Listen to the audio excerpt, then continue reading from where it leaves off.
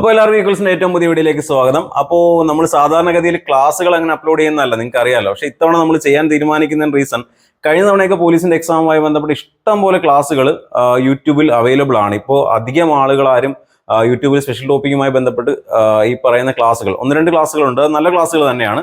പക്ഷേ ഒരുപാട് ക്ലാസ്സുകൾ ഇല്ലാത്തതുകൊണ്ട് നിങ്ങൾക്ക് എല്ലാ കാര്യങ്ങളും മനസ്സിലാക്കാൻ പറ്റില്ല എന്ന് മനസ്സിലാക്കിയത് കൊണ്ടാണ് നമ്മൾ കണ്ടിന്യൂസ് ആയിട്ട് സ്പെഷ്യൽ ടോപ്പിക്കിന്റെ വീഡിയോകളെല്ലാം ചെയ്തു പോകാമെന്ന് വിചാരിക്കുന്നത്.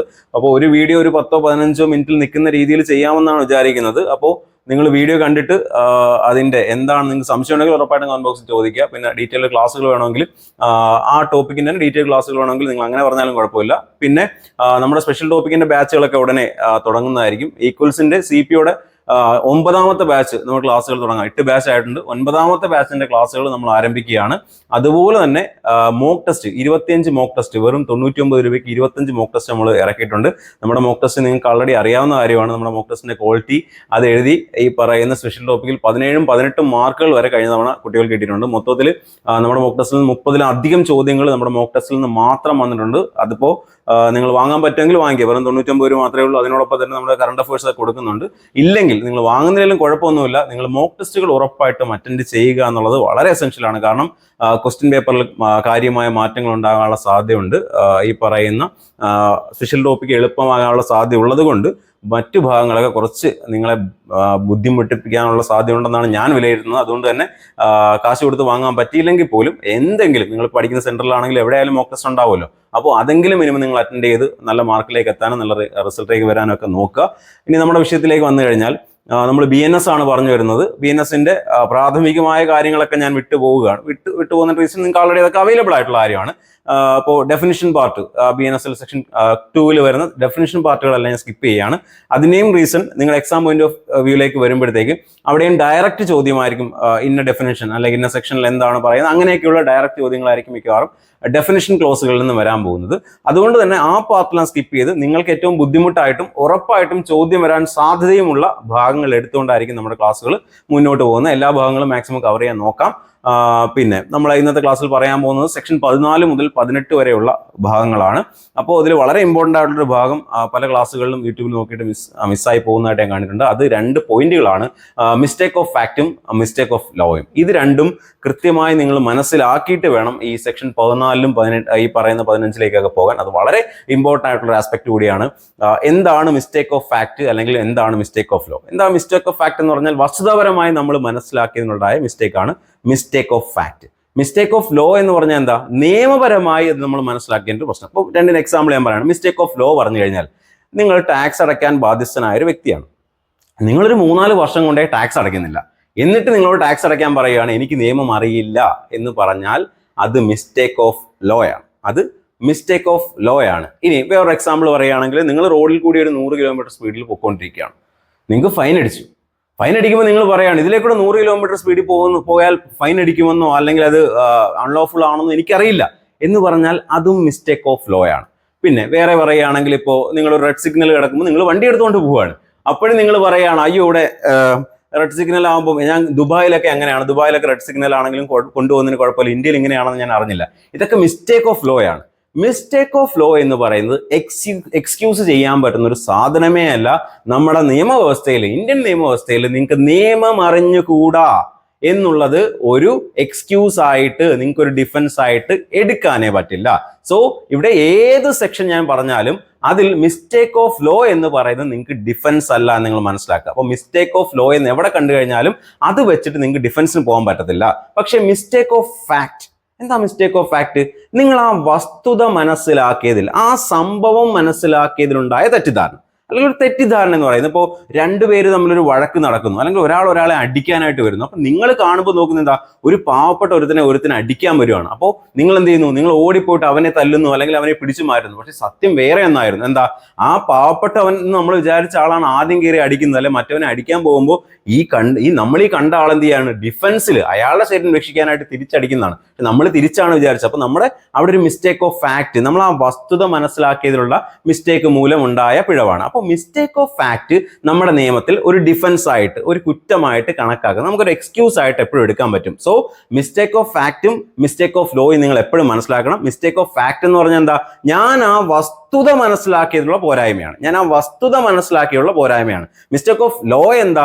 ഞാൻ ആ നിയമം എനിക്കറിയാതില്ല, നിയമം മനസ്സിലാക്കിയതിൽ, നിയമം ഞാൻ മനസ്സിലാക്കി വെച്ചതിലുള്ള പോരായ്മയാണ്. ആ നിയമം മനസ്സിലാക്കി വെച്ചതിൽ നിങ്ങൾക്ക് പോരായ്മയുണ്ട്, നിങ്ങൾക്ക് അറിവില്ലായ്മയുണ്ട്, തെറ്റിദ്ധാരണയുണ്ട് എന്ന് പറഞ്ഞ് കോടതിയിൽ പോയാൽ കോടതി അത് അംഗീകരിക്കില്ല. പക്ഷെ മിസ്റ്റേക്ക് ഓഫ് ഫാക്ട് ആണ്. നിങ്ങൾ ആ ഫാക്ട് മനസ്സിലാക്കിയതിൽ എന്തെങ്കിലും എറർ ഉണ്ട്, അത് മനുഷ്യ സഹജമാണല്ലോ, അതുകൊണ്ട് അതൊരു എക്സ്ക്യൂസ് ആയിട്ട് വരും. അപ്പൊ ഇവിടെ മിസ്റ്റേക്ക് ഓഫ് ഫാക്ട് എവിടെ വന്നു കഴിഞ്ഞാലും നമുക്ക് കോടതിയിലേക്ക് ഡിഫൻസുമായിട്ട് പോകാൻ പറ്റും. അപ്പൊ നമ്മൾ പൊതുവായിട്ട് സെക്ഷനിലേക്ക് ഞാൻ ഇതുവരെ വന്നിട്ടില്ല കേട്ടോ. ഇനി സെക്ഷനിലേക്ക് വരുമ്പോൾ നമുക്കറിയാം, ഇനി പറയാൻ പോകുന്നത് 14 മുതൽ 18 വരെയുള്ള സെക്ഷൻ ആണെങ്കിൽ അത് ഏതിനകത്ത് വരുന്നതാണ്? ജനറൽ എക്സെപ്ഷൻസ് എന്ന് പറയുന്ന, അല്ലെങ്കിൽ ജനറൽ ഡിഫൻസ് നമ്മൾ കോടതിയിൽ പൊതുവായിട്ട് പറയാറുള്ള ആ ഒരു സാധനമാണ്. എന്താ ജനറൽ എക്സെപ്ഷൻ അല്ലെങ്കിൽ ജനറൽ പൊതുവായ ഒഴിവാക്കലുകൾ എന്ന് മലയാളത്തിൽ പറയുന്ന ആ ഭാഗം? അപ്പോൾ പലരും ചോദിക്കുകയാണ്, എന്താണ് സാർ ജനറൽ എക്സെപ്ഷൻ കൊണ്ട് ഉദ്ദേശിച്ചെന്ന് ചോദിക്കുമ്പോൾ ഞാൻ പറയണം മക്കളെ, നമ്മൾ IPC ആയാലും BNS ആയാലും ആ പുസ്തകത്തിൽ പറയുന്നത് എന്താണെന്ന് ചോദിച്ചു കഴിഞ്ഞാൽ മുഴുവൻ കുറ്റങ്ങളും അതിന്റെ പണിഷ്മെന്റുകളുമാണ്. കുറ്റങ്ങളും അവയുടെ ശിക്ഷകളുമാണ് നമ്മുടെ IPCയിൽ എല്ലാ സെക്ഷനുകളും. IPC എന്ന് പറഞ്ഞ ബുക്ക് തന്നെ എന്താ? കുറ്റങ്ങളും അതിന്റെ ശിക്ഷകളുമാണ്. പക്ഷേ ഈ ബുക്കില്, നമ്മുടെ BNSൽ ആ ബുക്കില് ഒരു ഭാഗം മാത്രം കുറ്റങ്ങളെ കുറിച്ച് പറയുന്നുവെങ്കിലും അതിന് ശിക്ഷയില്ലെന്ന് പറയുന്നു. ആ കുറ്റം നിങ്ങൾ ചെയ്യുമ്പോൾ അതിന്റെ ഇൻഗ്രീഡിയൻസ്, അതിന്റെ ഫാക്ടേഴ്സ് എല്ലാം കൃത്യമായിട്ട് വരികയാണെങ്കിൽ നിങ്ങളെ പണിഷ് ചെയ്യാൻ പറ്റില്ല എന്ന് പറയുന്ന, നിങ്ങളെ എക്സ്ക്യൂസ് ചെയ്യാമെന്ന് പറയാവുന്ന ഭാഗമാണ്, എന്ന് പറയപ്പെടുന്ന ഭാഗമാണ് ജനറൽ എക്സെപ്ഷൻ. അതായത് ശരിക്കും പറഞ്ഞാൽ എന്താ? ആ ജനറൽ എക്സെപ്ഷൻ എന്ന് പറയുന്ന ഭാഗത്ത് വരുന്ന എല്ലാം കുറ്റങ്ങളാ, പക്ഷേ അവിടെ നിങ്ങൾക്ക് ഒരു എക്സെപ്ഷൻ, അവിടെ നിങ്ങളെ എക്സ്ക്യൂസ് ചെയ്യുന്ന ഒഫൻസുകളായിരിക്കും അവിടെ വരുന്നത്. അതിനെയാണ് നമ്മൾ ജനറൽ എക്സെപ്ഷൻ എന്ന ഹെഡിങ്ങിനകത്ത് പറയുന്നത്. നോക്കി, സംഭവം സിമ്പിൾ ആണ്, ഇത്രയേ ഉള്ളൂ. ബാക്കി എല്ലാം നമ്മൾ ഏത് BNS എടുത്ത് വെച്ച് നോക്കിയാൽ, ഏത് സെക്ഷൻ നോക്കി കഴിഞ്ഞാൽ ഒരു കുറ്റം കാണും, അതിൻ്റെ ഒരു പണിഷ്മെന്റ് കാണും. ഇതാണ് അതിന്റെ കോമൺ ആയിട്ടുള്ള ഒരു ഫീച്ചർ അതാ. പക്ഷേ നമ്മൾ ജനറൽ എക്സെപ്ഷന്റെ ഹെഡിൽ വരുന്ന എന്ത് നോക്കിക്കഴിഞ്ഞാലും അതൊരു ഒഫൻസ് തന്നെയായിരിക്കും. ഒരുത്തിനെ അബദ്ധവശം അടിക്കുന്നു, ആക്സിഡന്റ് പറ്റുന്നു, വെള്ളം അടിച്ചിട്ട് കുറ്റം ചെയ്യുന്നു, ഇതൊക്കെ ഇങ്ങനെ ഒഫൻസ്, നമുക്ക് കണ്ടാൽ തന്നെ അറിയാതെ ഒഫൻസ് ആണ്. പക്ഷെ എന്തില്ല?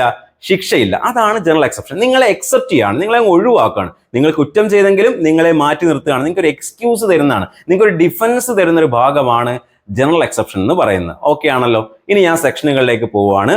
ഫസ്റ്റ് സെക്ഷൻ എന്ന് പറയുന്നത് സെക്ഷൻ 14 സെക്ഷൻ 14 പഠിക്കുമ്പോൾ ഒറ്റ കാര്യം കൂടി പറഞ്ഞിട്ട് ആ സെക്ഷനിലേക്ക് പോകാം. മകളെ, ഞാനിവിടെ മലയാളം നോട്ട് എടുത്ത് വെക്കുന്നുണ്ടെങ്കിൽ ഞാൻ നമ്മുടെ ഈ പറയുന്ന ഓൺലൈൻ ക്ലാസ്സിലെ കൃത്യമായിട്ട് പറയുന്നതാണ്. നിങ്ങൾ ഫസ്റ്റിലെ വാങ്ങേണ്ടതും വായിക്കേണ്ടതും അതിന്റെ ബെയർ ആക്ട് എന്ന് പറയുന്ന സാധനമാണ്. ഇംഗ്ലീഷിലാണ് ബെയർ ആക്ട് വരുന്നത്.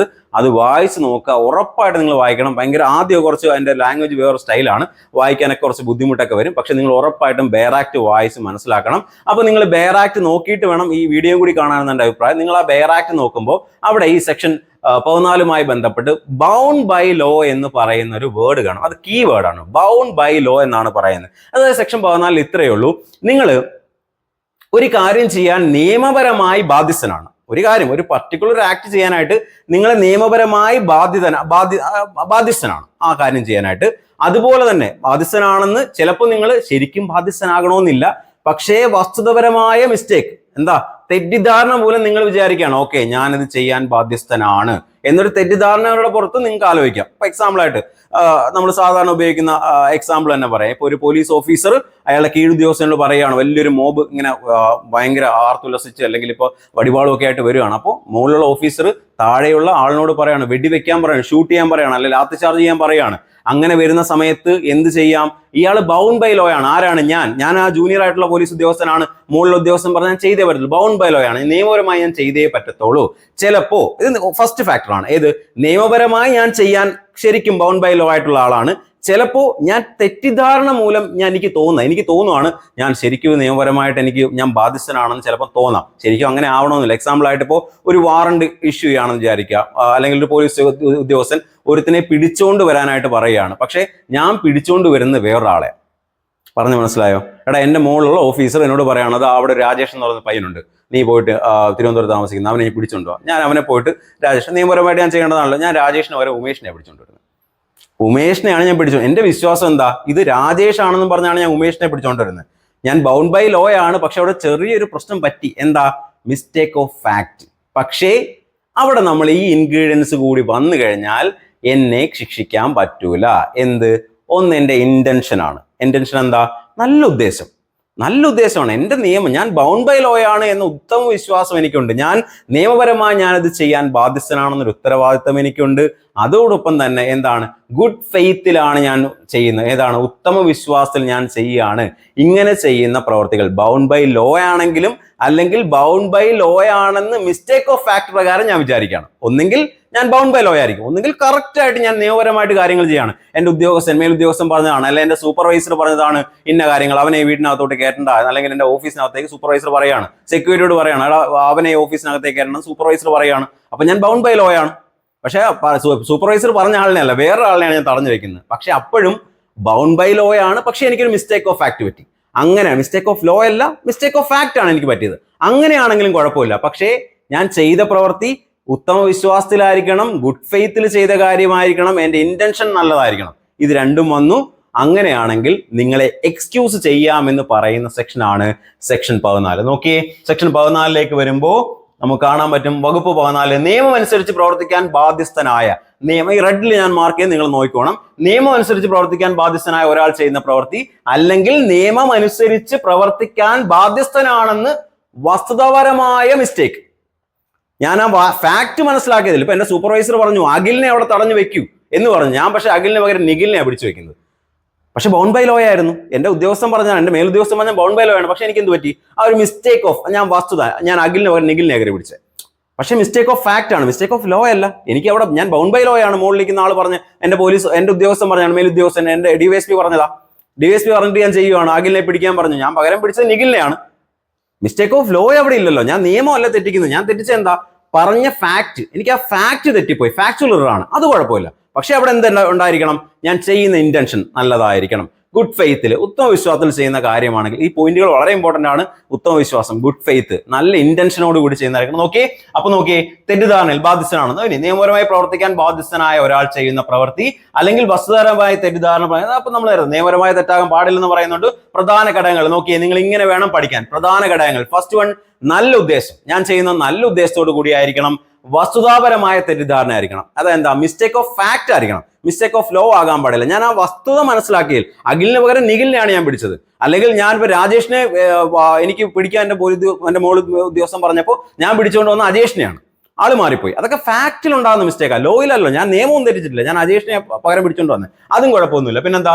നിയമത്തെക്കുറിച്ചുള്ള തെറ്റിദ്ധാരണ. ആ നിയമം ഞാൻ കറക്റ്റായിട്ട് ചെയ്യാണ്. എന്റെ ഉദ്യോഗസ്ഥൻ, മേലുദ്യോഗസ്ഥൻ പറഞ്ഞാൽ എനിക്ക് പിടിക്കാം, എനിക്ക് ബൗണ്ട് ബൈ ലോ ആണ്, എനിക്ക് നിയമപരമായിട്ട് ചെയ്യാൻ പറ്റും. അപ്പോൾ നിയമത്തെക്കുറിച്ചുള്ള തെറ്റിദ്ധാരണയൊന്നും എനിക്കില്ല. അപ്പൊ എന്തിലാണ് എനിക്ക് തെറ്റിപ്പോയത്? ആ ഫാക്ട് മനസ്സിലാക്കിയുള്ള തെറ്റിദ്ധാരണയാണ്. അതുകൊണ്ട് എന്ത് ചെയ്യാൻ പറ്റില്ല? അങ്ങനെ ആ പറയുന്ന പ്രവൃത്തി ചെയ്ത ആളിനെ പണിഷ് ചെയ്യാൻ പറ്റില്ല എന്ന് പറയുന്ന സെക്ഷനാണ് സെക്ഷൻ 14. പ്രധാന വ്യവസ്ഥകൾ കൂടി നമുക്ക് നോക്കാം. പ്രധാന വ്യവസ്ഥകൾ നേരത്തെ പറഞ്ഞ അതേ വ്യവസ്ഥകൾ തന്നെ വരാൻ പോകുന്നുള്ളൂ. വ്യക്തി നിയമപരമായ ബാധ്യതയിലോ വസ്തുതാപരമായ തെറ്റിദ്ധാരണ, നിയമപരമായ ബാധ്യത ഉണ്ടായിരിക്കണം. അല്ലെങ്കിൽ ആ നിയമപരമായ ബാധ്യത എന്ന് പറയുന്നത് ഞാൻ എനിക്കൊരു മിസ്റ്റേക്ക് ഓഫ് ഫാക്റ്റിലായിരിക്കും ഞാൻ വിചാരിക്കുന്നു, എനിക്ക് ഇത് ബൗണ്ട് ബൈ ലോ ആണ്, എനിക്ക് നിയമപരമായിട്ട് ചെയ്യാനുള്ള ഒരു എന്തുണ്ട് അതോറിറ്റി എനിക്ക് മുകളിൽ നിന്ന് കിട്ടുന്നത് ഞാൻ തെറ്റിദ്ധരിക്കുകയാണ്. അങ്ങനെയാണെങ്കിലും എടുക്കാം. വിശ്വാസം, നല്ല ഉദ്ദേശമായിരിക്കണം. എനിക്ക് നല്ല ഇന്റൻഷൻ ആയിരിക്കണം. അല്ലാതെ അപ്പുറത്തുള്ളവനെ അങ്ങ് പെടുത്താം. രാജേഷിനോട് പറഞ്ഞപ്പോഴത്തേക്ക് രാജേഷിനെ പിടിക്കാനാണ് പറയുന്നത്, പകരം ഞാൻ എൻ്റെ വീടിൻ്റെ അടുത്തുള്ള അപ്പുറത്തുള്ള അജേഷിനെ പിടിച്ചു. കാര്യം എന്താ? അജേഷിന് എനിക്ക് പണിയണം, നേരത്തെ ഒരു ആഗ്രഹം ഉണ്ടായിരുന്നു, അവൻ എന്തെങ്കിലും സാധനം കിട്ടുമെന്ന് അവനെ പിടിപ്പിക്കണം എന്നൊരു ധാരണയിൽ മനഃപൂർവ്വം ചെയ്യുകയാണെങ്കിൽ അവിടെ ഗുഡ് ഇന്റൻഷൻ ഇല്ല, അപ്പോൾ അത് പോകും. പിന്നെ നിയമപരമായ തന്നെ മിസ്റ്റേക്ക് ഓഫ് ലോ ആണെങ്കിൽ ഇത് പറ്റൂല, ഈ ഡിഫൻസ് എടുക്കാൻ പറ്റത്തില്ല. അത്രയേ ഉള്ളൂ സെക്ഷൻ 14 പറയുന്നത്. ഉദാഹരണം ഞാൻ നേരത്തെ പറഞ്ഞ കമാൻഡിംഗ് ഓഫീസർ ഉത്തരവ് അനുസരിക്കും സൈനികൻ. നേരത്തെ പറഞ്ഞ രമേശ് എന്നൊരാളെ അറസ്റ്റ് ചെയ്യാൻ കോടതി ഉദ്യോഗസ്ഥന് ഒരു ഉത്തരവ് കൊടുക്കുന്നു, ഞാൻ പോയിട്ട് രമേശിനെ ഒരു സതീഷിനെ അറസ്റ്റ് ചെയ്യാണ്. അപ്പോഴും മിസ്റ്റേക്ക് ഓഫ് ഫാക്ട് ആണ്, മിസ്റ്റേക്ക് ഓഫ് ലോ അല്ല. ഓക്കെ ആണല്ലോ. വകുപ്പ് 15. അടുത്തത് വകുപ്പ് 15 പറഞ്ഞ ജഡ്ജി നീതിന്യായപരമായി, ജഡ്ജി എന്താ ചെയ്യുന്നത്? ജസ്റ്റിസ് ഡെലിവർ ചെയ്യുക എന്നുള്ളതാണ്, നീതി കൊടുക്കുക എന്നുള്ളതാണ് ജസ്റ്റിന്റെ ജോലി, അല്ലെ? അതിലെന്തെങ്കിലും മിറർ ഉണ്ടായാൽ നമുക്ക് പല ആളുകളെയും സംശയമാണ് ഈ വകുപ്പ് 15 പറയുന്ന ഒരു കാര്യം. എന്താ വകുപ്പ് 15 പറയുന്ന പറഞ്ഞു കഴിഞ്ഞാൽ എന്താ? ഒരു ജഡ്ജി അയാൾ ജസ്റ്റിസ് ഡെലിവർ ചെയ്യാണ്, അല്ലെ? ഒരു ജഡ്ജിയുടെ ജോലി എന്ന് പറഞ്ഞു കഴിഞ്ഞാൽ എന്താ? നീതി കൊടുക്കുക എന്നുള്ളതാണ് അയാളുടെ ജോലി. അങ്ങനെ നീതി കൊടുക്കുന്ന സമയത്ത് ഏതെങ്കിലും തരത്തിലുള്ള ഇററുകൾ ഉണ്ടായി കഴിഞ്ഞാൽ, എന്തെങ്കിലും തരത്തിലുള്ള കുഴപ്പങ്ങൾ ഉണ്ടായി കഴിഞ്ഞാൽ അതിൽ അയാൾക്ക് അദ്ദേഹത്തിന് എന്തെങ്കിലും കുഴപ്പം ഉണ്ടാകുമോ? അദ്ദേഹത്തിന് എന്തെങ്കിലും പണിഷബിൾ ആണോ എന്നുള്ളതാണ് ചോദ്യം. അല്ല എന്നുള്ളതാണ് അതിന്റെ ഉത്തരം. അവിടെ ഒരു കണ്ടീഷൻ, ഒറ്റ കണ്ടീഷനേ ഉള്ളൂ. വ്യവസ്ഥ എന്ന് പറയുന്നത് നേരത്തെ പറഞ്ഞതുപോലെ തന്നെ ഗുഡ് ഇന്റൻഷനിലായിരിക്കണം അദ്ദേഹം അത് ചെയ്യുന്നത്. അയാളുടെ ജൂറിസ്ഡിക്ഷൻ, അദ്ദേഹത്തിന് അത് ചെയ്യാനുള്ള ജൂറിസ്ഡിക്ഷൻ ഉണ്ടെന്ന് ഉത്തമ വിശ്വാസം ഉണ്ടായിരിക്കണം.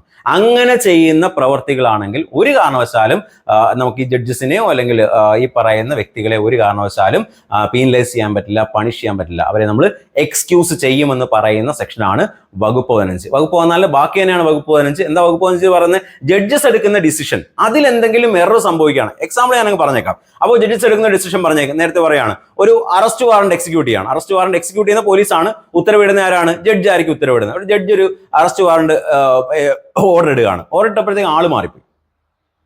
പക്ഷെ ജഡ്ജസിനെ എന്ത് പറയുന്നത് എന്താ ഇതിനകത്ത് പറ്റിയെന്ന് പറഞ്ഞു കഴിഞ്ഞാൽ അവിടെ കുറെ ജഡ്ജസിന് മുമ്പിലേക്ക് വന്ന തെളിവുകളെല്ലാം മാനിപ്പുലേറ്റ് ചെയ്തൊരു കുറെ തെളിവുകളായിരുന്നു, അല്ലെങ്കിൽ കൊടുത്ത വസ്തുതകളൊന്നും ശരിയല്ല. അതിന്റെ ഫലമായിട്ട് ജഡ്ജ് ആക്ട് ചെയ്തതാണ്. ജഡ്ജിന് ഈ പറയുന്ന സുധാകരനെ അറസ്റ്റ് ചെയ്യണമെന്ന് യാതൊരു ഉദ്ദേശവും ഇല്ലായിരുന്നു. വന്ന ഫാക്ടുകളെല്ലാം വെച്ച് നോക്കിയപ്പോഴത്തേക്ക് കറക്റ്റാണ്, ഇയാൾ അറസ്റ്റ് ചെയ്യുന്നതാണ്, പെട്ടെന്ന് അറസ്റ്റ് ചെയ്യുന്നതാണ് നല്ലതെന്ന് ജഡ്ജിന് തോന്നിയിട്ട് അറസ്റ്റ് വാറണ്ട് കൊടുക്കുകയാണ്. അങ്ങനെ പോലീസ് അത് എക്സിക്യൂട്ട് ചെയ്യാണ്. പിന്നീട് കുറെ നാളുകൾ കഴിഞ്ഞപ്പോഴാണ് മനസ്സിലായത് ഇത് സുധാകരനല്ല ചെയ്തത്, വേറെ രവി എന്ന് പറയുന്ന ആളായിരുന്നു ചെയ്തത്. അപ്പൊ അതിന്റെ പേരിൽ പറയണം ആ ജഡ്ജിനെ നമ്മൾ തൂക്കിക്കൊല്ലണം, ഒരു കാര്യമില്ലാതെ ഞങ്ങളുടെ സുധാകരനെ അറസ്റ്റ് ചെയ്തു എന്ന് പറഞ്ഞാൽ നമുക്ക് പോകാൻ പറ്റില്ല. അവിടെ ജഡ്ജ് ചെയ്ത പ്രവൃത്തി എന്താ? ഗുഡ് ഇന്റൻഷനിൽ ഉത്തമ വിശ്വാസത്തിൽ ചെയ്ത പ്രവൃത്തിയാണ്. സുധാകരനെ അകത്തിടണമെന്നോ അല്ലെങ്കിൽ വാറണ്ട് എക്സിക്യൂട്ട് ചെയ്ത ജയിലിനാക്കണമെന്നോ യാതൊരു ഉദ്ദേശവും ഇല്ലായിരുന്നു. അങ്ങനെയാണെങ്കിൽ ജഡ്ജസിനെ നമുക്ക് എന്ത് ചെയ്യാൻ പറ്റില്ല? പീനലൈസ് ചെയ്യാനോ അല്ലെങ്കിൽ പണിഷ് ചെയ്യാനൊന്നും പറ്റില്ല. അവരെ നമുക്ക് എന്ത് ചെയ്യാൻ പറ്റും? എക്സ്ക്യൂസ് ചെയ്യാൻ പറ്റും എന്ന് പറയുന്ന സെക്ഷനാണ് സെക്ഷൻ 15. നോക്കിയേ, തങ്ങളുടെ അധികാര പരിധിക്കുള്ളിൽ, അധികാര പരിധി എന്ന് പറഞ്ഞു കഴിഞ്ഞാൽ ഓരോ ജഡ്ജിനും ഓരോ ജൂറിസ്ഡിക്ഷൻ ആണെന്ന് നിങ്ങൾക്ക് അറിയാലോ. ഒരു ഈ സബ് ജഡ്ജ് ആയിട്ടിരിക്കുന്ന ആളിന്, അല്ലെങ്കിൽ മജിസ്ട്രേറ്റ് കോർട്ടിലിരിക്കുന്ന ആളിന്, അല്ലെങ്കിൽ ഡിസ്ട്രിക്ട് കോർട്ടിലിരിക്കുന്ന ആളുകൾക്ക്, ഹൈക്കോടതി, അവർക്ക് ഓരോരുത്തർക്കും ഓരോ ജൂറിസ്ഡിക്ഷൻ ആണ്. അത് നിങ്ങൾ വലിയ ചിലപ്പം പോലീസുകാരൊക്കെ ആയി കഴിയുമ്പോൾ നിങ്ങൾക്ക് അത് കുറെ കാര്യങ്ങൾ മനസ്സിലാവും. ഏത് കോർട്ടിലാണ് നമ്മൾ ബെയിൽ എടുക്കേണ്ടത്, ഏത് കോർട്ടിലാണ് ബെയിൽ കൊടുക്കാൻ പറ്റാത്തത്, ഇങ്ങനെയുള്ള കുറെ കാര്യങ്ങളുണ്ട്. നിങ്ങൾ തൽക്കാലം അത് അറിയണ്ട. അപ്പോൾ ഒരു ജഡ്ജിന് ഒരു അധികാര പരിധി ഉണ്ട്, ഒരു ടെറിട്ടോറിയൽ ജൂറിസ്ഡിക്ഷനൊക്കെ ഉണ്ടാവും. ആ ഒരു അധികാര പരിധിയിൽ നിന്ന് നല്ല ഉദ്ദേശത്തോടെ പ്രവർത്തിക്കുന്നിടത്തോളം കാലം നീതിന്യായപരമായ ജസ്റ്റിസ് ഡെലിവറി ചെയ്യുന്ന അദ്ദേഹത്തിന്റെ ചുമതലകൾ വഴി എന്തെങ്കിലും ഇററുകൾ ഭാവിയിൽ സംഭവിക്കുകയാണെങ്കിൽ അദ്ദേഹത്തിന് അതിന്റെ പേരിൽ എന്തല്ല ഈ പറയുന്ന പണിഷ് ചെയ്യാനോ പീനലൈസ് ചെയ്യാനോ അല്ലെങ്കിൽ ഈ പറയുന്ന അവസ്ഥകളൊന്നും ബാധകമല്ല എന്ന് പറയുന്ന സെക്ഷനാണ് സെക്ഷൻ 15. അപ്പോൾ അദ്ദേഹം ആ പൊസിഷനിൽ ഇരിക്കുന്ന സമയത്തായിരിക്കണം. അല്ലാതെ ഈ പൊസിഷൻ പോയി ജഡ്ജിന്ന് രാജിവെച്ച് അല്ലെങ്കിൽ ഈ പറയുന്ന റിട്ടയർ ആയിട്ട് പിന്നെ ഈ പറയുന്ന പരിപാടിയായിട്ടൊന്നും വരത്തില്ല. അദ്ദേഹം ജഡ്ജായി തുടരുന്നിടത്തോളം കാലം അദ്ദേഹം ചെയ്യുന്ന പ്രവൃത്തികൾ ഗുഡ് ഇന്റൻഷൻ, ഉത്തമ വിശ്വാസത്തോടെ, അദ്ദേഹത്തിന്റെ ജൂറിസ്ഡിക്ഷൻ അദ്ദേഹത്തിന്റെ അധികാര പരിധിക്കുള്ളിലാണെന്നുള്ള ഉറപ്പോടുകൂടി അദ്ദേഹം ചെയ്യുന്ന പ്രവൃത്തികൾ ഭാവിയിൽ എന്തെങ്കിലും ഇററുകൾ സംഭവിച്ചുവെന്ന് മനസ്സിലാക്കപ്പെട്ടാൽ അല്ലെങ്കിൽ തെളിയിക്കപ്പെട്ട് കഴിഞ്ഞാൽ അന്ന് ചെയ്ത ആ പ്രവൃത്തിയെ നമുക്ക് പീനലൈസ് ചെയ്യാൻ പറ്റില്ല. അതിന്റെ പേരിൽ അദ്ദേഹത്തെ പണിഷ് ചെയ്യാൻ പറ്റില്ല. അത് എക്സ്ക്യൂസിബിൾ ആണ്. അത് എന്താണ്? എക്സെപ്ഷൻ കൊടുക്കാം എന്ന് പറയുന്ന സെക്ഷനാണ് സെക്ഷൻ 15. പ്രധാന വ്യവസ്ഥകളാണ് എപ്പോഴും ഇമ്പോർട്ടന്റ്. നീതിന്യായപരമായ അധികാരങ്ങൾ വിനിയോഗിക്കുമ്പോൾ ചെയ്ത പ്രവൃത്തിയായിരിക്കും. അദ്ദേഹം ജസ്റ്റിസ് കൊടുക്കുന്ന സമയത്തായിരിക്കണം. അല്ലാതെ വേറെ ഏതെങ്കിലും ഒരു കല്യാണ പാർട്ടിക്ക് പോകുന്ന സമയത്ത് എന്തെങ്കിലും പ്രശ്നം ഉണ്ടായി, അവിടെ ഒരു ജസ്റ്റിസിന്റെ പ്രശ്നമില്ല. അദ്ദേഹത്തിന് മുന്നിലേക്ക് വരുന്ന ഒരു ഇഷ്യൂ, ആ ഇഷ്യൂമായി ബന്ധപ്പെട്ട് നിൽക്കുന്ന സമയത്താണ് അദ്ദേഹം ഈ പ്രവൃത്തി ചെയ്യേണ്ടത്. അല്ലാതെ എപ്പോഴെങ്കിലും തോന്നിക്കേറി ചെയ്യുന്ന കാര്യമല്ല പറയുന്നത്. അദ്ദേഹം ഈ പറയുന്ന പ്രോസസ്, എന്താ ഡ്യൂ പ്രോസസ് എന്ന് പറയുന്നത്? നീതി കൊടുക്കുക എന്നുള്ളതാണ് ജഡ്ജസിന്റെ ജോലി. ആ ജോലി ചെയ്യുന്ന സമയത്തായിരിക്കണം ഇത് നടക്കപ്പെട്ടത്. ജഡ്ജിക്ക് ആ കാര്യത്തിൽ അധികാരപരിധി, അദ്ദേഹത്തിന് ജൂറിസ്ഡിക്ഷൻ ഉണ്ടായിരിക്കണം. ആ പരിധിക്കുള്ളിൽ നിന്നായിരിക്കണം ഈ കാര്യങ്ങൾ ചെയ്തിട്ടുണ്ടാകുക. നല്ല ഉദ്ദേശം ഉണ്ടായിരിക്കും. ഗുഡ് ഇന്റൻഷൻ ചെയ്ത കാര്യമാണ്. ഉത്തമ വിശ്വാസത്തോടു കൂടി ഗുഡ് ഇന്റൻഷൻ, നല്ല ഉദ്ദേശത്തോടു കൂടി ചെയ്ത പ്രവൃത്തി ആയിരിക്കണം. ഇത്രയും ഉണ്ടെങ്കിൽ തന്നെ ഈ പറയുന്ന എന്തെങ്കിലും ഇററുകൾ സംഭവിച്ചാൽ പോലും നമുക്ക് എക്സ്ക്യൂസ് ചെയ്യാം. നോക്കിയേ, ഉദാഹരണം നോക്കിയേ. കോടതിയിൽ ഹാജരാക്കിയ തെളിവുകളുടെ അടിസ്ഥാനത്തിൽ ഒരു ജഡ്ജി ഒരാളെ തടവിൽ ശിക്ഷിക്കുന്നു. കോടതിയിൽ ഹാജരാക്കി കുറെ തെളിവുകൾ വരും. നേരത്തെ ഞാൻ പറഞ്ഞ അതേ എക്സാമ്പിൾ ആണ് വന്നിരിക്കുന്നത്. കോടതിയിൽ കുറെ തെളിവുകൾ വരികയാണ്. അതിന്റെ പേരിൽ ജഡ്ജി തെളിവ് വന്നു, ആളെ ശിക്ഷിക്കുകയാണ്. പിന്നെ കുറെ ആൾ കഴിഞ്ഞപ്പോഴത്തേക്കാണ് മനസ്സിലാവുന്നത് ഈ പറഞ്ഞ തെളിവുകളെല്ലാം മാനിപ്പുലേറ്റഡ് ആയിരുന്നു, അങ്ങനെ തെളിവേ ഇല്ല. പകരം വേറെ കുറെ ആളുകൾ, പ്രോസിക്യൂഷൻ എല്ലാം കൂടെ ചേർന്നിട്ട് ഇത്തരത്തിലൊരു നടപടി എടുത്ത് അല്ലെങ്കിൽ മാനിപ്പുലേറ്റഡ് ആയ എവിഡൻസ് കൊണ്ടുവന്നിട്ട് അയാളെ പണിഷ് ചെയ്യാൻ നോക്കിയതാണ്. അതിന്റെ പേരിൽ നമുക്ക് എന്ത് ചെയ്യാൻ പറ്റില്ല? ജഡ്ജിനെ പണിഷ് ചെയ്യാൻ പറ്റില്ല, അല്ലെങ്കിൽ ജഡ്ജിനെ നമുക്ക് കുറ്റം പറയാനേ പറ്റില്ല എന്ന് പറയുന്നുണ്ട്. അതാണ് അത് ആദ്യത്തെ ഉദാഹരണം. ഒരു കേസിൽ കുറ്റകൃത്യങ്ങളുടെ ഭാഗമായി കിട്ടിയ വരുമാനമാണെന്ന് വിശ്വസിച്ച് ഒരാളെ പിടിക്കുകയാണ്. അപ്പോൾ അയാളെ പിടിച്ചപ്പോൾ മനസ്സിലായി അയാളുടെ കയ്യിൽ കുറേ ഇല്ലീഗൽ ആയിട്ടുള്ള പ്രോപ്പർട്ടീസ് ഉണ്ട്. അത് ആ കുറ്റകൃത്യം അല്ലെങ്കിൽ NDPS ഒക്കെ വഴി കിട്ടിയ വരുമാനം കൊണ്ട് വാങ്ങിയതാണെന്ന് വിശ്വസിച്ചുകൊണ്ട് ഈ പറയുന്ന ഒരാളോട് പറയാണ് നിങ്ങൾ അതെല്ലാം പിടിച്ചെടുക്കാനായിട്ട് മജിസ്ട്രേറ്റ് ഉത്തരവിടുകയാണ്. പിന്നീട് മനസ്സിലാവണം ഇതല്ല, ഇയാൾ അങ്ങനെ കിട്ടിയ സ്വത്തല്ല, അയാൾക്ക് പാരമ്പര്യമായിട്ട് വന്ന് കിട്ടിയ സ്വത്താണെന്ന് മനസ്സിലാക്കുന്ന സമയത്ത് അതിന്റെ പേരിൽ ജഡ്ജിയെ പണിഷ് ചെയ്യാൻ പറ്റില്ല, പെനലൈസ് ചെയ്യാൻ പറ്റില്ല എന്ന് പറയുന്ന സെക്ഷൻ 15 മനസ്സിലായല്ലോ. അപ്പോൾ 14 നമ്മൾ mistake of fact bound by law, നിയമപരമായി ബാധ്യതയുള്ള അല്ലെങ്കിൽ ബാധ്യസ്ഥനായിട്ടുള്ള ആൾ നമ്മൾ 14 പറഞ്ഞപ്പോൾ സെക്ഷൻ 15ലേക്ക് വരുമ്പോൾ ജഡ്ജസിന് നമ്മൾ പ്രിവിലേജ് കൊടുക്കുന്ന സെക്ഷനാണ് സെക്ഷൻ 15. അപ്പോൾ സെക്ഷൻ 14 മിസ്റ്റേക്ക് ഓഫ് ഫാക്ട് കൃത്യമായിട്ട് വസ്തുതാപരമായ തെറ്റിദ്ധാരണ മൂലമോ ബൗണ്ട് ബൈ ലോയോ നിയമപരമായി ബാധ്യസ്ഥനായ ഒരു വ്യക്തി ചെയ്യുന്ന എന്തെങ്കിലും ഒരു ഇററല്ല, അയാളെ ഡ്യൂട്ടി ആയിരിക്കും ചിലപ്പോൾ ചെയ്യുന്നത്, അല്ലെങ്കിൽ ആരെങ്കിലും പറഞ്ഞിട്ട് ചെയ്യുന്ന കാര്യമായിരിക്കും. അത്തരത്തിൽ എന്തെങ്കിലും ഒരു പ്രശ്നം സംഭവിച്ചു കഴിഞ്ഞാൽ, ആർക്കെങ്കിലും ഹാനി ഉണ്ടായി കഴിഞ്ഞാൽ അവിടെ എക്സ്ക്യൂസബിൾ ആണ് എന്ന് പറയുന്ന 14. 15 15ലേക്ക് വരുമ്പോൾ ജഡ്ജസിന് ഈ പറയുന്ന എക്സെപ്ഷൻ അല്ലെങ്കിൽ ഡിഫൻസ് കൊടുക്കുന്ന സെക്ഷനാണ് സെക്ഷൻ 15. ഇനി അടുത്ത് നമ്മൾ സെക്ഷൻ 16ലേക്കാണ് പോകുന്നത്. സെക്ഷൻ 16 കോടതിയുടെ വിധിയോ ഉത്തരവോ അനുസരിച്ച് ചെയ്യുന്ന പ്രവൃത്തി. നേരത്തെ പറഞ്ഞ അതേ കാര്യം തന്നെയാണ്. കോടതിയുടെ വിധികൾ എക്സിക്യൂട്ട് ചെയ്യാനായിട്ട് കുറെ ആളുകളുണ്ട്. അത് പോലീസാകാം, കോടതിയിൽ ഉദ്യോഗസ്ഥരാകാം, അങ്ങനെ പല ആളുകളുണ്ടാകും. കോടതിയുടെ കീഴിൽ പ്രവർത്തിക്കുന്ന വലിയൊരു സിസ്റ്റം തന്നെ നമുക്ക് ഇവിടെ ഉണ്ട് അല്ലേ. അങ്ങനെ കോടതി കൊടുക്കുന്ന നിർദ്ദേശങ്ങൾ അനുസരിച്ച് പ്രവർത്തിക്കുന്ന വ്യക്തികൾ അവർ പല കാര്യങ്ങളും ചെയ്യാറുണ്ട്. ചിലപ്പോൾ ഈ പറഞ്ഞ കണക്ക് പോലീസിന്റെ അടുത്ത കാര്യം പറഞ്ഞ കണക്ക് ചിലപ്പോൾ ഒരു വാറണ്ട് എക്സിക്യൂട്ട് ചെയ്യാൻ പോകാറുണ്ട്, ചിലപ്പോൾ ഒരു ജപ്തി നടപടിക്ക് വേണ്ടിയുള്ള സാധനം കൊടുക്കാറുണ്ട്. അങ്ങനെ പല കാര്യങ്ങൾ അവർ ഇഷ്യൂ ചെയ്യാറുണ്ട്. ചിലപ്പോൾ സമൻസ് ആയിരിക്കും കൊടുക്കുന്നത്. അങ്ങനെ പല കാര്യങ്ങൾ കോടതി ഒരു മജിസ്ട്രേറ്റ് അല്ലെങ്കിൽ ഒരു ജഡ്ജി കൊടുക്കുന്ന ഉത്തരവ് പ്രകാരം, ഓർഡറുകൾ പ്രകാരം, വിധിന്യായങ്ങൾ പ്രകാരം അത് എക്സിക്യൂട്ട് ചെയ്യാനായിട്ട് പോകുന്ന പല ഉദ്യോഗസ്ഥരുണ്ട്. ആ ഉദ്യോഗസ്ഥർ ബൗണ്ട് ബൈ ലോ ആണ് അല്ലേ. അടുത്ത നേരത്തെ പറഞ്ഞ കണക്ക് അവർ ചെയ്തേ പറ്റത്തുള്ളൂ. അങ്ങനെ ചെയ്യുന്നതിന്റെ ഫലമായിട്ട് അവിടെ എറർ ഉണ്ടാവുകയാണ്. അവിടെ ആർക്കെങ്കിലും ഒരു ഹാനി ഉണ്ടാവുക. എന്താ പിന്നീട് നമ്മൾ അറിയുന്നത്. അപ്പോഴത് ചെയ്തു, പിന്നെ നമ്മൾ കുറെ നാൾ കഴിഞ്ഞപ്പോഴാണ് അറിയുന്നത് അയ്യോ അന്ന് വന്ന മജിസ്ട്രേറ്റ് ഉത്തരവിൽ ഒരു പ്രശ്നമുണ്ട്, അത് ശരിയായിരുന്നില്ല എന്ന് മനസ്സിലാക്കിയിട്ട് നമ്മൾ പറയുകയാണ് അന്ന് എൻ്റെ വീട്ടിൽ പോലീസുകാരൻ വന്നിരുന്നു, അയാളാണ് എന്നെ അറസ്റ്റ് ചെയ്തത് എന്ന് പറഞ്ഞിട്ട് അയാളെ പണിഷ് ചെയ്യാൻ പറ്റില്ല. അതാണ് ഈ സാധനം പറയുന്നത്. ഓക്കെ, കോടതി വിധിയോ ഉത്തരവോ നിലനിൽക്കുന്നിടത്തോളം കാലം അത് നടപ്പിലാക്കുന്ന വ്യക്തികളെ ഈ വകുപ്പ് ബാധ്യതയിൽ നിന്ന് ഒഴിവാക്കും. അതായത് ജഡ്ജിമാര് അല്ലെങ്കിൽ മജിസ്ട്രേറ്റുമാര് കൊടുക്കുന്ന ഒരു ഉത്തരവ് അല്ലെങ്കിൽ വിധി നടപ്പിലാക്കാൻ പോകുന്ന ആളുകൾ, ഉദ്യോഗസ്ഥർ, അവര് നടപ്പിലാക്കുന്ന വിധി ചിലപ്പോൾ നല്ലതായിരിക്കാം, മോശമായിരിക്കാം, അത് എങ്ങനെ വേണമെങ്കിലും ആവാം അല്ലെ. നടപ്പിലാക്കുന്ന ഉത്തരവ് കുറേ നാൾ കഴിഞ്ഞപ്പോഴായിരിക്കും മനസ്സിലാവുന്നത് അത് മോശമായ ഒരു കാര്യം. മോശം means in the sense law പ്രകാരം അത് ഇല്ലീഗൽ ആയിരുന്നു എന്ന് പിന്നീട് എപ്പോഴെങ്കിലും മനസ്സിലാക്കുകയാണ്. അങ്ങനെ മനസ്സിലാക്കുന്ന സമയത്ത് നമ്മൾ പറയാണ് ചേടാ അത് എന്തായാലും നമുക്ക് മജിസ്ട്രേറ്റിന് ജഡ്ജി ഒന്നും ചെയ്യാൻ പറ്റില്ല. അപ്പോൾ അത് ചെയ്താരാ? കുറെ ഉദ്യോഗസ്ഥർ, കോടതിയിൽ ഉദ്യോഗസ്ഥർ വന്നിട്ടാണ് ചെയ്തത്. അപ്പോൾ അവന്മാരെല്ലാം പണിയണം, അവന്മാരെല്ലാം കോടതിക്കകത്ത് കയറ്റണം, അവന്മാരെ പിടിച്ചാകത്തണം എന്ന് നമുക്ക് പറയാൻ പറ്റില്ല. കാരണം അത് ചെയ്ത വ്യക്തികൾ, ആ കോടതിയുടെ ഉദ്യോഗസ്ഥർ അല്ലെങ്കിൽ ആ പോലീസുകാർ, കോർട്ട് പറഞ്ഞിട്ട് ചെയ്യുന്ന ആളുകൾ ആരായാലും അവർ ചെയ്തത് ഗുഡ് ഇന്റൻഷനിലാണ്, നല്ല ഉദ്ദേശത്തോടു കൂടിയാണ്.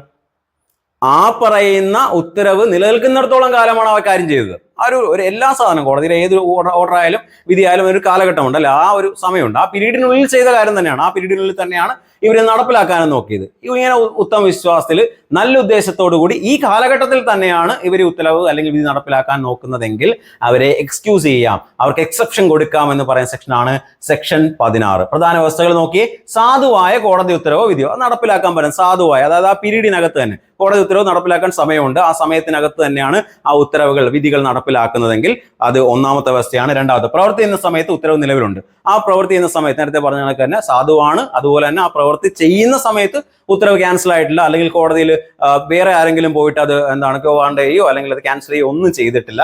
പിന്നെ വ്യക്തി നല്ല ഉദ്ദേശത്തോടെ ഗുഡ് ഇന്റൻഷൻ ചെയ്ത പ്രവൃത്തി കൂടെയാണ്. അങ്ങനെയാണെങ്കിൽ നമുക്ക് എന്ത് ചെയ്യാൻ പറ്റില്ല, ഈ ആളിനെ എക്സ്ക്യൂസ് ചെയ്യണം അല്ലെങ്കിൽ പണിഷ് ചെയ്യാൻ പറ്റില്ല, അയാളെ എക്സെപ്ഷൻ കൊടുക്കണം എന്ന് പറയുന്ന സെക്ഷനാണ് സെക്ഷൻ 16. അപ്പൊ സെക്ഷൻ 14 എന്താ പറഞ്ഞത്? മിസ്റ്റേക്ക് ഓഫ് ഫാക്ട് അല്ലെങ്കിൽ ബൗണ്ട് ബൈ ലോ, നിയമപരമായി ബാധ്യസ്ഥനാണ് അയാളാണ്, അല്ലെങ്കിൽ അയാൾ തെറ്റിദ്ധരിക്കപ്പെടുകയാണ്, ഞാൻ നിയമപരമായി ഇത് ചെയ്യാൻ ബാധ്യസ്ഥനാണെന്ന് അയാൾ തെറ്റിദ്ധരിക്കപ്പെടുന്ന മൂലം ചെയ്യുന്ന പ്രവൃത്തികളാണ് 14 പറയുന്നത്. അത് എക്സ്ക്യൂസബിൾ ആണ്. 15 ഇത്തരത്തിൽ സെയിം കാര്യം തന്നെയാണ് പറയുന്നത്. ജഡ്ജസ് ചെയ്യുന്ന ആക്ടുകൾ എക്സ്ക്യൂസബിൾ ആണ്, എക്സെപ്ഷൻ കൊടുക്കാമെന്ന് പറയുന്നത് 15. 16ലേക്ക് വരുമ്പോൾ കോടതി ഉത്തരവുകൾ നടപ്പിലാക്കുന്ന വ്യക്തികൾ, അവർക്കും എക്സെപ്ഷൻ കൊടുക്കാം, എക്സ്ക്യൂസ് ചെയ്യാന്ന് പറയുന്നതാണ് 16. മക്കളെ, ഇവിടെ എല്ലാം കോമൺ ആയിട്ട് വരുന്ന ഒരു സാധനം വളരെ ഇമ്പോർട്ടന്റ് ആണ്. ഇന്റൻഷൻ, ഉദ്ദേശം നല്ലതായിരിക്കണം. ഗുഡ് ഫെയ്ത്ത്, ഉത്തമ വിശ്വാസത്തിലാണ് ഞാൻ ഇത് ചെയ്യുന്നത്, ഞാൻ ബൗണ്ട് ബൈ ലോ ആണ്, ഞാൻ നിയമപരമായ ബാധ്യസ്ഥനാണെന്ന് 14 അയാൾ വിശ്വസിക്കുകയാണ്. 15 ജഡ്ജി വിചാരിക്കുന്നത് എന്താ? എനിക്കിവിടെ ജൂറിസ്ഡിക്ഷൻ ഉണ്ടെന്ന് ഞാൻ വിശ്വസിക്കുകയാണ്. ഉത്തമ വിശ്വാസം. 14 അതുപോലെയാണ്, ഞാൻ ഉത്തമ വിശ്വാസത്തിൽ ഗുഡ് ഇന്റൻഷനിൽ ചെയ്യുന്ന കാര്യമാണ്. ഇതൊക്കെ വളരെ ഇമ്പോർട്ടന്റ് ആയിട്ടുള്ള ഇൻഗ്രീഡിയൻസ് ആണ്. ഈ ഇൻഗ്രീഡിയൻസ് ഞാൻ റെഡ് കളറിൽ മാർക്ക് ചെയ്തിട്ടുണ്ട്. ഇതിന്റെ PDF ആണെങ്കിൽ ഈക്വൽസിന്റെ ടെലഗ്രാം ഗ്രൂപ്പിൽ ഇട്ടേക്കാം, നിങ്ങളൊന്ന് വായിച്ചു നോക്കുക. നിങ്ങളുടെ PDF ഒന്നും ഇതുപോലെ ആയിരിക്കില്ലെന്ന് എനിക്ക് 100% ഉറപ്പുണ്ട്. നോക്കിയേ, അതിന്റെ എക്സാമ്പിൾ, കോടതി ശിക്ഷാവിധി പ്രകാരം ഒരു ജയിൽ ഉദ്യോഗസ്ഥൻ ഒരു കുറ്റവാളിയെ തടവിലാക്കുന്നു. ശിക്ഷ പിന്നീട് റദ്ദാക്കിയാലും ആ സമയത്ത് സാധുവായ കോടതി ഉത്തരവ് പ്രകാരം പ്രവർത്തിച്ചതിനാൽ അയാൾക്ക് ബാധ്യസ്ഥനാണ്. കോടതി ഒരാളെ ശിക്ഷയ്ക്ക് വിധിക്കുകയാണ്, ജയിൽ ഉദ്യോഗസ്ഥനെ അയാളെ വലിച്ച് പറയുന്ന ജയിലിനകത്ത് കൊണ്ടിടുകയാണ്. അപ്പോൾ കുറച്ചാൾ കഴിഞ്ഞപ്പോഴത്തേക്ക് ഇയാളല്ല ഈ കുറ്റം ചെയ്തതെന്ന് പറയാണ്. അപ്പൊ പിന്നെ ഈ കുറ്റത്തിന് വെറുതെ വിട്ട ആൾ പോയിട്ട് ജയിൽ ഉദ്യോഗസ്ഥനെതിരെ കേസ് എടുക്കുകയാണ്. വെറുതെ ഞാൻ കുറ്റക്കാരനല്ല, ഞാനൊരു നിരപരാധി ആയിരുന്നിട്ട് കൂടും ആ പറയുന്ന ജയിൽ DGP എന്നെ കൊണ്ട് ജയിലിട്ട് നരകിപ്പിച്ചു എന്ന് പറഞ്ഞിട്ട് പോകാൻ പറ്റൂല. കാരണം ജയിലിന്റെ അധികൃതർ ഈ പറയുന്ന കോടതി ഉത്തരവ് നല്ല ഇന്റൻഷനിൽ ഉത്തമ വിശ്വാസത്തോടു കൂടി ചെയ്തതാണ്. അവിടെ മോശമായ ഒരു ഇന്റൻഷൻ ഇല്ലാത്തോടത്തോളം കാലം ആ ഉത്തരവ് നിലനിൽക്കുന്ന സാഹചര്യത്തിലായിരുന്നു അയാളെ കൊണ്ടുപോയത്. അതുകൊണ്ട് നമുക്ക് ജയിൽ വകുപ്പ് ഉദ്യോഗസ്ഥരോ അല്ലെങ്കിൽ ഇത്തരത്തിലുള്ള പ്രവർത്തികൾ ചെയ്യുന്ന ആരെയും പണിഷ് ചെയ്യാൻ പറ്റില്ല. അടുത്തൊരു എക്സാമ്പിൾ കൂടി നിങ്ങൾ വായിച്ചു നോക്കുക. സ്വത്ത് ലേലം. അതുപോലെ തന്നെ കോടതി ഈ പറയുന്ന ജാമ്യക്കാരൻ, നമ്മൾ ആർക്കെങ്കിലും ജാമ്യം നിൽക്കുകയാണെങ്കിൽ നമ്മൾ ചിലപ്പോൾ ആദ്യം നമുക്കായിരിക്കും പണി കിട്ടുന്നത്. പിന്നീട് കോടതി ഉത്തരവ് വരും, ആ ജാമ്യം നിന്ന് ആരാണോ അയാൾക്ക് ലേലം ചെയ്തിട്ട് എടുത്തോളാൻ പറയും. അപ്പോൾ അങ്ങനെ ഒരു ലേലം ചെയ്തെടുക്കുന്ന സമയത്ത് നിങ്ങൾ വായിച്ചു നോക്കട്ടോ. കോടതി ഉത്തരവ് പ്രകാരം ഒരു ജാമ്യക്കാരൻ കടക്കാരന്റെ സ്വത്ത് ലേലം ചെയ്യുന്നു. ഉത്തരവ് പിന്നീട് പിഴവുകളുടെ അടിസ്ഥാനത്തിലാണെന്ന് കണ്ടെത്തി. ഇപ്പം പിന്നീടാണ് മനസ്സിലാവുന്ന അങ്ങ് ഒരു ജാമ്യം പറയുന്ന ലേലം ചെയ്യാനുള്ള വ്യവസ്ഥയില്ല, അത് ചെയ്യാൻ പറ്റത്തില്ല, ഇല്ലീഗൽ ആണെന്ന് മനസ്സിലാക്കുന്ന പ്രകാരം എന്നിട്ട് അപ്പോഴത്തേക്ക് എന്ത് ചെയ്യാണ്, ഈ വേറൊരാളുടെ പ്രോപ്പർട്ടി ആയിരിക്കുമല്ലോ നമ്മൾ ലേലം കൊടുത്തത്, ആ പ്രോപ്പർട്ടിയുടെ യഥാർത്ഥ ഉടമസ്ഥൻ കൊണ്ട് ഇയാളെതിരെ കേസ് കൊടുക്കുകയാണ്. അപ്പോൾ ഇയാൾക്കെതിരെ കേസ് നിൽക്കത്തില്ല. കാരണം എന്താ, കോടതി ഉത്തരവാണ് കൊടുത്തത്. കോടതിയാണ് ജാമ്യക്കാരനോട് പറഞ്ഞത് ആ പ്രോപ്പർട്ടി നീ ലേലം ചെയ്തിട്ട് നീ പൈസ എടുത്തോ, അല്ലെ ബാക്കി കോടതിയിൽ കെട്ടിവേ എന്ന് കോടതി പറഞ്ഞ പ്രകാരം അയാൾ ചെയ്തതാണ്. അപ്പോൾ ഇവിടുത്തെ ഈ പ്രോപ്പർട്ടിക്കാരൻ യഥാർത്ഥ ഓണർ കൊണ്ടിട്ട് ഇയാൾക്കെതിരെ കേസ് കൊടുക്കാൻ പോയാൽ അത് നിൽക്കൂല. അത് പറയുന്ന സെക്ഷനാണ് സെക്ഷൻ 16. അടുത്ത സെക്ഷൻ 17 നോക്കിയേ. വകുപ്പ് 17 നിയമം അനുസരിച്ച് ന്യായീകരിക്കപ്പെട്ട ഒരാൾ ചെയ്യുന്ന പ്രവർത്തനം. നോക്കണം 14 17 നിങ്ങൾ ചേർത്ത് വായിക്കണം. 14 നമ്മൾ പറയുന്ന ബൗണ്ട് ബൈ ലോ എന്നാണ്. അതായത് നിയമപ്രകാരം ബാധ്യസ്ഥനായ ആൾ, അയാൾ അത് ചെയ്തേ പറ്റത്തോളം അയാൾ വിശ്വസിക്കുന്ന ആളാണ്, ബൗണ്ട് ബൈ ലോ ആണ്. ഈ 17 വരുമ്പോൾ ബൗണ്ട് ബൈ ലോ അല്ല, അവിടെ ഉപയോഗിക്കുന്ന വേർഡ് എന്ന് പറയുന്നത് ജസ്റ്റിഫൈഡ് ബൈ ലോ ആണ്. ജസ്റ്റിഫൈഡ് ലോ എന്ന് പറഞ്ഞു കഴിഞ്ഞാൽ എന്താ, ഒരു ജസ്റ്റിഫിക്കേഷൻ അതിനകത്തുണ്ട് അല്ലെ. നിയമപരമായി ബാധ്യസ്ഥനല്ല, അയാൾ അത് ചെയ്യണമെന്ന് വിശ്വസിക്കുന്ന ഒരാളാണ് അല്ലേ. അതിനെനിക്കൊരു നിയമപരമായിട്ട് എനിക്ക് ജസ്റ്റിഫിക്കേഷൻ കിട്ടും എന്ന് വിശ്വസിക്കുന്നത്. ഇപ്പൊ ഞാൻ ഒരു കാര്യം ചെയ്യുമ്പോൾ പറയത്തില്ല, ഞാൻ അവനെ രക്ഷിച്ചു അല്ലെങ്കിൽ ഞാൻ അവൻ്റെ അടി കൊടുത്തു, പക്ഷേ എനിക്ക് എന്താണ് നിയമപരമായിട്ട് എനിക്ക് അതിനകത്തൊരു ജസ്റ്റിഫിക്കേഷൻ കിട്ടും എന്ന് നമ്മൾ പറയാം. ന്യായീകരിക്കാൻ പറ്റുന്ന ഒരു സാധനം എന്ന് നമ്മൾ പറയത്തില്ലേ. നിയമപരമായി ന്യായമുണ്ട്, നിയമപരമായിട്ട് ബൗണ്ടഡ് അല്ല. ബൗണ്ടഡ് മീൻസ് എന്താണ്, ഞാൻ ബാധ്യസ്ഥനുണ്ട് ആണെന്ന് വിശ്വസിക്കുന്നതാണ്, ഉറപ്പായിട്ടും വിശ്വസിക്കുന്ന ആളാണ്, അയാൾ അത് ചെയ്തേ പറ്റുന്നുള്ളൂ. പക്ഷേ ജസ്റ്റിഫൈഡ് എന്ന് പറഞ്ഞാൽ എന്താ, അതിന് നിയമപരമായിട്ടൊരു ന്യായീകരണം ഉണ്ട്. എക്സാമ്പിൾ ഞാൻ പറഞ്ഞിട്ട് നിങ്ങൾക്ക് മനസ്സിലാവും. അതായത് ഇപ്പൊ രണ്ടുപേരും തമ്മിൽ, നേരത്തെ ആദ്യം പറഞ്ഞ എക്സാമ്പിൾ ആണ്, ഇപ്പൊ രണ്ടുപേരും തമ്മിൽ നടക്കുന്ന വഴക്കാണ്. രണ്ടുപേരും തമ്മിൽ നടക്കുന്ന വഴക്കിനിടയിൽ ഒരാൾ വന്ന് കയറി പിടിച്ചു മാറ്റുകയാണ്. ഈ കാണുന്ന ആളെന്താ വിചാരിക്കുന്നത്, ഇവനെ അടിക്കാൻ പോകുന്നുള്ളതാണ് വിശ്വസിക്കുന്നത് അല്ലേ. അപ്പോ ഈ അടിക്കുന്ന ആളിനെ ഈ ഒരു വടിയും കൊണ്ട് ഇങ്ങനെ അടിക്കാൻ നിൽക്കുന്ന സമയത്ത് ഇയാൾ ഇവനെ കയറി പിടിച്ചിട്ട് ഇവനെ രണ്ടടി കൊടുക്കുകയാണ്. ഇവിടെ ഈ പറയുന്ന തടയാമെന്ന വ്യക്തി എന്താ വിചാരിക്കുന്നത്, ജസ്റ്റിഫൈഡ് ബൈ ലോ ആണ്. എന്താ എന്റെ ജസ്റ്റിഫിക്കേഷൻ, ഒരാൾ വേറൊരാളെ തല്ലുമ്പോൾ ആ തല്ലാൻ പോകുന്ന ആളെ പിടിച്ചു മാറ്റുക എന്ന് പറയുന്നത് നിയമപരമായിട്ട് ഞാൻ ബാധ്യസ്ഥനല്ലെങ്കിലും എനിക്ക് അവിടെ ഒരു ന്യായമുണ്ട്. എന്താ അതല്ലേ ജസ്റ്റിഫൈഡ് ബൈ ലോ എന്ന് പറയുന്നത്, നിയമവിനെ സംരക്ഷിക്കും. ഞാൻ നിയമപരമായിട്ട് അവനെ രക്ഷിക്കാൻ എനിക്ക് യാതൊരു ഉത്തരവാദിത്വമില്ല, ഞാൻ ബൗണ്ട് ബൈ ലോ ഒന്നുമല്ല. പക്ഷേ നിയമപരമായിട്ട് എനിക്കൊരു ജസ്റ്റിഫിക്കേഷൻ ഉണ്ട്, ന്യായീകരിക്കപ്പെടും, ഞാൻ ചെയ്ത പ്രവൃത്തി ന്യായീകരിക്കപ്പെടാവുന്നതാണ് എന്ന് വിചാരിച്ചു ചെയ്യുന്ന പ്രവൃത്തികളെ കുറിച്ചാണ് സെക്ഷൻ 17 പറയുന്നത്. നിയമം അനുസരിച്ച് ന്യായീകരിക്കപ്പെട്ട ഒരാൾ ചെയ്യുന്ന പ്രവൃത്തി അല്ലെങ്കിൽ ന്യായീകരിക്കപ്പെട്ടതാണെന്ന് തെറ്റിദ്ധരിപ്പിക്കാവുന്നതുമാകാം, അല്ലെങ്കിൽ മിസ്റ്റേക്ക് ഓഫ് ഫാക്ട് മൂലം അങ്ങനെ വിചാരിക്കാം. നോക്കി, നേരത്തെ പറഞ്ഞ അതേ എക്സാമ്പിളിലേക്ക് നിങ്ങൾ വന്നു കഴിഞ്ഞാൽ ആ മിസ്റ്റേക്ക് ഓഫ് ഫാക്ടിന്റെ കാര്യം മനസ്സിലാവും. ഇപ്പോൾ ഇവനെ അടിക്കുന്നതായിട്ട് കണ്ടുകൊണ്ടാണ് ഞാൻ അങ്ങോട്ട് പോകുന്നത്. ഇവൻ ബി അടിക്കുന്നതായിട്ടാണ് കാണുന്നത്. എന്നിട്ട് ഞാൻ ഓടി വന്നിട്ട് എക്ക് 2 അടി കൊടുക്കുകയാണ്. പക്ഷെ സംഭവം യഥാർത്ഥത്തിൽ എന്താണ്, ഇവൻ ആദ്യം ഇവനെ കയറി അടിക്കാൻ പോയതാണ്. അടിക്കാൻ പോയിട്ട് ഇവൻ എന്ത് ചെയ്തതാണ്, അവന് ഡിഫൻസ് എടുത്താണ്. എന്നെ അടിക്കലെന്ന് പറഞ്ഞ് തിരിച്ചടിക്കാൻ തുടങ്ങുന്ന സമയത്താണ് ഞാൻ വന്ന് കാണുന്നത്. പക്ഷെ എനിക്ക് അബദ്ധം പറ്റിപ്പോയി, മിസ്റ്റേക്ക് ഓഫ് ഫാക്ട് ആണ്. ഞാൻ ആ വസ്തുത മനസ്സിലാക്കിയതിലുള്ളൊരു പ്രശ്നമാണ്. ആ മനസ്സിലാക്കിയത് പ്രശ്നം പോലും ഞാൻ എന്ത് ചെയ്തു, ഈ പാവപ്പെട്ടവനെ അടി കൊടുത്തത്.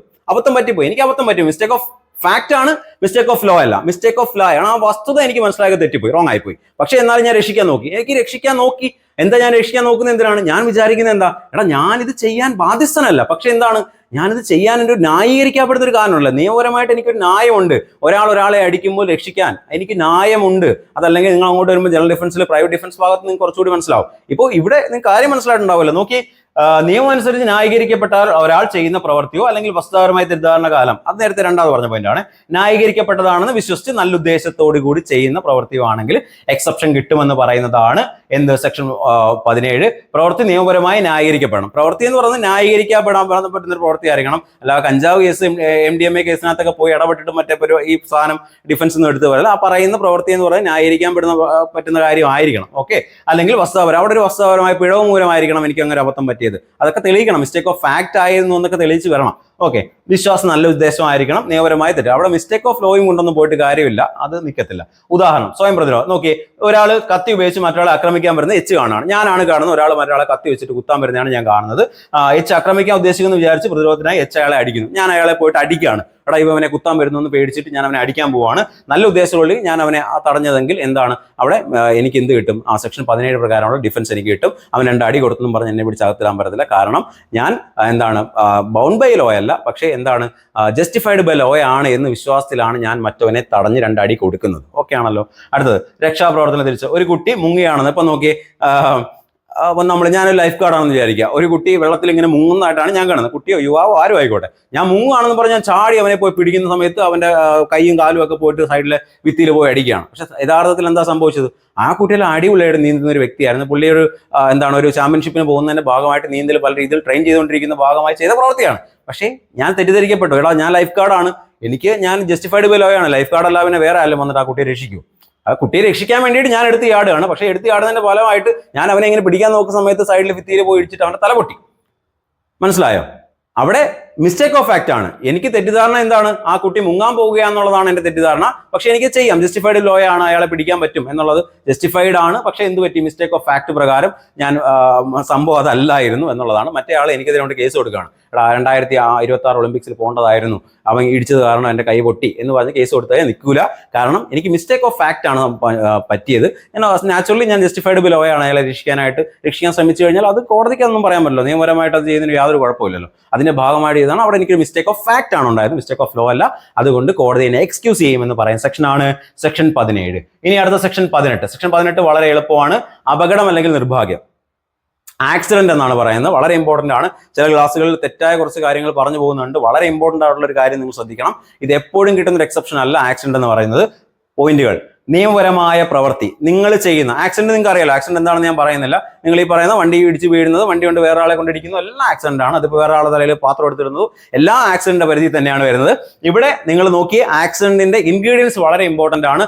ആ ഇൻഗ്രീഡിയൻസ് എല്ലാം വന്നാലേ നിങ്ങൾ ആക്സിഡന്റ് ആണെന്ന് പറഞ്ഞിട്ട് കോടതി സാർ എന്നെ വെറുതെ വിടണം, ഇതെല്ലാം അതിനാട്ടോ ഉപയോഗിക്കുന്നത്. കോടതിയിൽ ഏറ്റവും കൂടുതൽ ആളുകൾ വെറുതെ വിടണം എന്ന് പറയുന്ന സെക്ഷനുകൾ ജനറൽ എക്സെപ്ഷൻ ഉപയോഗിച്ചിട്ടാണ്. നിങ്ങൾ നാളെ എന്തെങ്കിലും ഒഫൻസ് ചെയ്ത് കഴിഞ്ഞാലും നിങ്ങൾ നാളെ പോയി തെളിയിക്കാൻ പോകുന്നത് ഫസ്റ്റില് നിങ്ങളുടെ വക്കീൽ ആദ്യം പോയി ജനറൽ എക്സെപ്ഷനകത്ത് കൊണ്ടുവരാൻ പറ്റുമെന്നാണ് നോക്കുന്നത്. പിന്നെയാണ് തെളിവുകളുടെ അഭാവമൊക്കെ പറയുന്നത്. ആദ്യം ഇതിനകത്താകൊണ്ട് ഇതാണ് പെട്ടെന്ന് കോടതി വെറുതെ വിടും. സോ ജനറൽ എക്സെപ്ഷന്റെ കീഴിൽ നമ്മൾ പറയുന്ന 18 കുറിച്ചാണ് പറയുന്നത്, ആക്സിഡന്റ്. അപ്പൊ നിങ്ങൾ ചെയ്ത പ്രവൃത്തി ആക്സിഡന്റ് ആകണമെങ്കിൽ കുറേ ഇൻഗ്രീഡിയൻസ് ഉണ്ട്.